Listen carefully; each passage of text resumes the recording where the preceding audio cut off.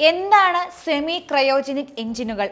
ISROയുടെ ഭാവി ബഹിരാകാശ ദൗത്യങ്ങളിൽ നിർണായകമാകുന്ന ഈ സംവിധാനത്തിന്റെ പ്രത്യേകതകൾ എന്തൊക്കെയാണ്? കഴിഞ്ഞ ദിവസമാണ് ISRO വികസിപ്പിക്കുന്ന സെമി ക്രയോജനിക് എഞ്ചിനുകളുടെ പ്രീ ബർണർ ജ്വലന പരീക്ഷണം തമിഴ്നാട്ടിലെ മഹേന്ദ്രഗിരിയിൽ നടന്നത്. സെമി ക്രയോജനിക് എഞ്ചിനുകളുടെ പ്രവർത്തനത്തിൽ നിർണായകമാണ് ഈ പ്രീ ബർണർ ജ്വലന പ്രക്രിയ. ക്രയോജനിക് എഞ്ചിനുകളെക്കാൾ ഉയർന്ന താപനിലയിലും എന്നാൽ പരമ്പരാഗത ലിക്വിഡ് റോക്കറ്റ് എഞ്ചിനുകളെക്കാൾ തണുപ്പിലും പ്രവർത്തിക്കുന്നതിനാലാണ് സെമി ക്രയോജനിക് എഞ്ചിനുകൾ എന്ന് വിളിക്കുന്നത്. വിക്ഷേപണ വാഹനങ്ങൾ ഉപഗ്രഹത്തെ ഉയർത്തുന്ന അവസാന ഘട്ടമാണ് ക്രയോജനിക് ഘട്ടം. -150°C താഴെയാകും ഈ സമയത്തെ താപനില.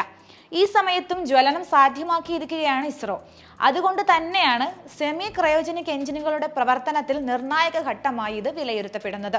സാധാരണ ദ്രവരൂപത്തിലുള്ള ഹൈഡ്രജനും ഓക്സിജനുമാണ് ജ്വലനത്തിനായി ഉപയോഗിക്കുന്നത്.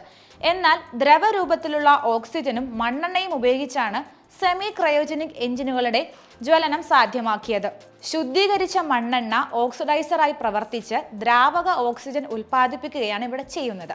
2000 kN ഭാരം വഹിക്കാൻ കഴിയുന്ന സെമി ക്രയോജനിക് എഞ്ചിൻ വികസിപ്പിക്കുന്നതിലെ നിർണായക ഘട്ടമാണ് വിജയിച്ചത്. അതായത് 2,03,994 കിലോഗ്രാം ഭാരം ബഹിരാകാശത്ത് എത്തിക്കാൻ തക്ക ശേഷിയുള്ള എഞ്ചിനാണ് ഇസ്രോ നിർമ്മിച്ചിരിക്കുന്നതെന്ന് സാരം. ഭാവി ബഹിരാകാശ ദൗത്യങ്ങളിൽ നിർണായകമാകുന്ന സെമി ക്രയോജനിക് എഞ്ചിനുകളിലേക്ക് ഒരു പടി കൂടി അടുക്കുന്നതാണ് ISROയുടെ പ്രീ ബർണർ ജ്വലന പരീക്ഷണ വിജയം.